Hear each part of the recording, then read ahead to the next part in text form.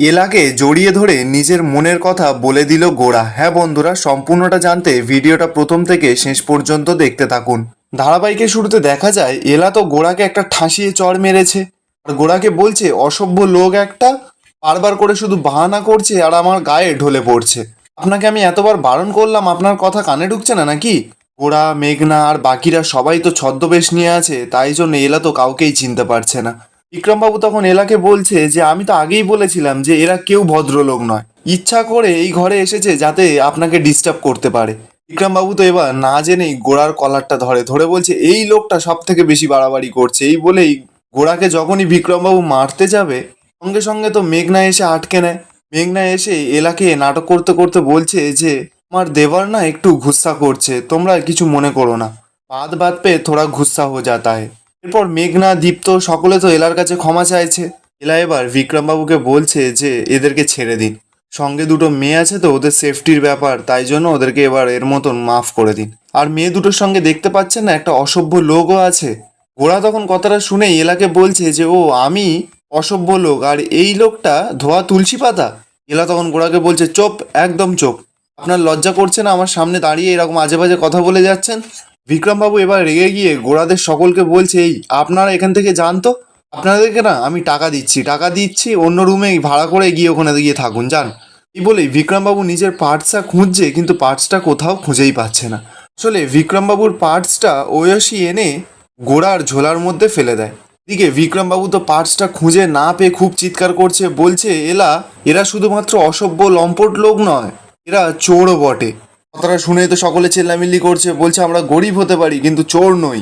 বিক্রমবাবু তো এবার গোড়ার দিকে আঙুল দেখিয়ে বলছে আপনারা চোর না হতে পারেন, কিন্তু এই লোকটাকে নিয়ে আমার কোনো বিশ্বাস নেই, এনার ঝোলার ভেতরে এই সমস্ত পার্টস আছে আমার। ওরা তখন এবার বিক্রমবাবুকে ঝোলাটা দেখাচ্ছে, বলছে দেখুন দেখুন আমি কোথায় নিয়েছি আপনার পার্টস। বিক্রমবাবু তো এবার গোড়ার ঝোলাতে হাত ঢোকাতেই সঙ্গে সঙ্গেই তো বিক্রমবাবুর হাতে পার্টসটা চলে আসে। সকলে তো পুরো চমকে যায়, কেউ বুঝতেই পারছে না যে গোড়ার ব্যাগে কোথা থেকে পার্সটা চলে এলো। এলা তো এবার খুব রেগে যায়, গোড়া সহ সকলকে বলছে যে আমরা আপনাদের আশ্রয় দিয়েছি আর আপনারা আমাদের থেকেই চুরি করছেন। প্লিজ, দীপ্ত, রেমো সকলে মিলে বলছে কোথাও একটা ভুল বোঝাবুঝি হচ্ছে। বিক্রমবাবু তখন বলছে আমরা যে আপনাদের থাকতে দিয়েছি এটাই আমাদের সব থেকে বড় ভুল হয়েছে, এবার আপনারা সবাই এখান থেকে বেরোন। ওরা তো কোনো মতেই ওই ঘর ছেড়ে যেতে চাইছে না, দুজনের মধ্যে খুব ঝামেলা লেগে গেছে। এরপর সেখানে ওই হোটেলের ম্যানেজার চলে আসে, ম্যানেজার এসে গোড়াদের সকলকে ওই ঘর থেকে বের করে দেয়। বিক্রমবাবু তো এবার তাড়াতাড়ি করে দরজাটা দিয়ে ফ্রেশ হতে চলে যায়। এবার গোড়ার কথা ভাবতে থাকে, বলছে যে ওই লোকটার চোখটা আমার খুব চেনা, এটা কি আমার মনের ভুল নাকি আমি সত্যিই দেখলাম? আসলে গোড়া যতই ছদ্মবেশ ধরে থাকুক না কেন, এলা তো ঠিক গোড়ার চোখ দেখে বুঝেই গেছে। বুঝে না যাক, অন্তত সন্দেহ তো করছেই। অপরদিকে দেখা যাচ্ছে গোড়ারা তো সকলে বাইরে বেরিয়ে আসে। ওরা এবার ক্রিস, রেমো সকলকে বলছে দেখলি তোরা কত বড় একটা স্ক্যামবাজ, আমার ব্যাগের ভেতরে মানি ব্যাগটা ঢুকিয়ে দিয়ে আমাকে কেমন ফাঁসিয়ে দিয়ে বের করে দিল। ক্রিস তখন বলছে এই উকিলের বুদ্ধির সঙ্গে না আমরা পেরে উঠছি না, কি বল দাদাভাই? ঐশী তো সমস্ত মেন ভিলেন। ঐশী তখন বলছে যে হ্যাঁ ওর সঙ্গে তো আমার দিদিভাইও আছে, বারবার শুধু উকিলের হয়ে কথা বলেই যাচ্ছে, উকিলকে সাপোর্ট করে যাচ্ছে। তাছাড়া ক্রিস তুমি দেখলে তোমার দাদাভাইয়ের গায়ে হাত তুলতে যাচ্ছিল, তাছাড়া এক স্বামীর গায়ে হাত, এসব কি মানা যায়? এই সমস্ত কথা বলে গোড়াকে রাগিয়ে তুলছে ওয়েসি। মেঘনা তো এবার ওয়েসির কথাগুলো শুনে খুব রেগে যায়, ক্রিসকে বলছে যে আমি বলেছিলাম তোকে এটাকে নিয়ে আসতে না। ওয়েসি তখন মেঘনার কাছে গিয়ে বলছে আমি আবার কি করলাম? মেঘনা তখন বলছে তুমি তো দাদাভাইকে সাহায্য করার বদলে উল্টে তো ওকে তাতিয়েই যাচ্ছ। ঐশী তখন মেঘনাকে সাইডে এনে বলছে আরে আমি কি ভুলভাল বললাম, যা তো চোখের সামনে ঘটছে সেটাই তো আমি বললাম।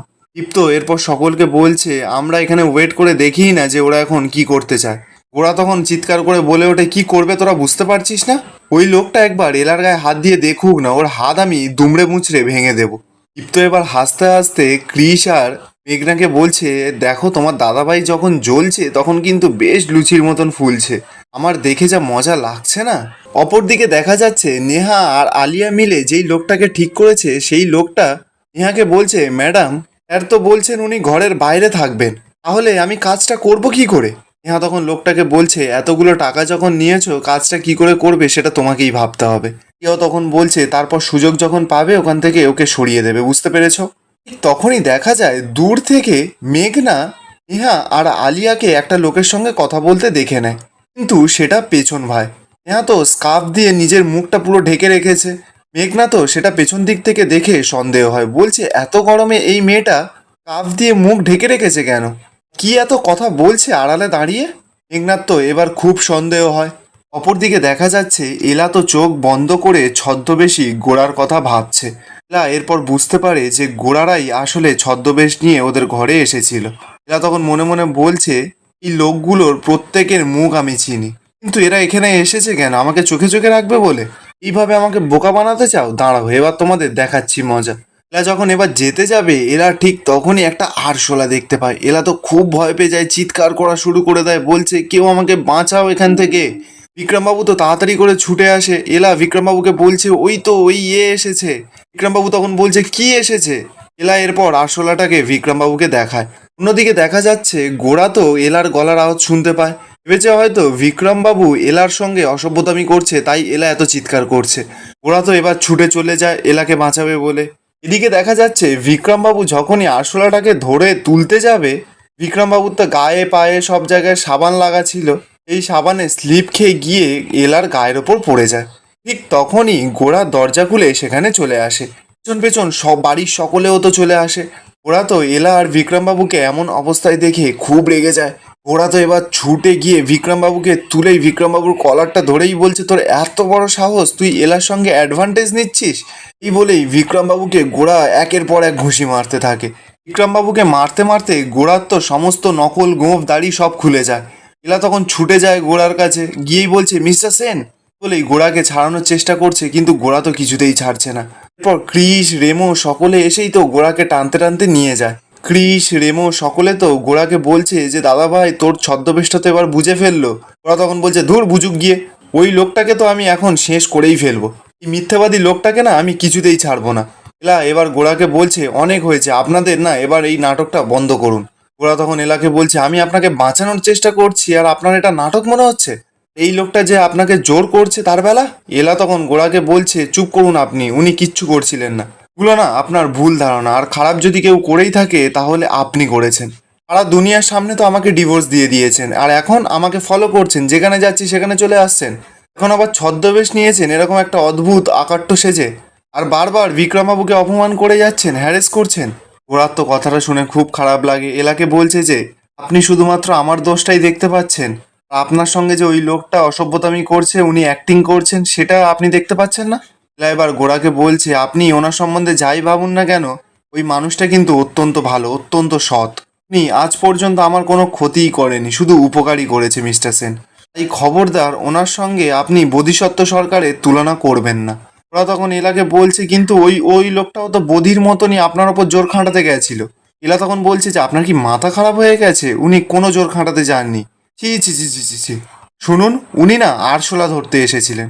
আমি আরশোলাতে ভয় পাচ্ছিলাম আর উনি আরশোলাটাকে ধরে ফেলতে গেছিলেন, আর পায়ে সাবান ছিল বুঝতে পারেনি, তাই আমার ওপরে পড়ে গেছিল।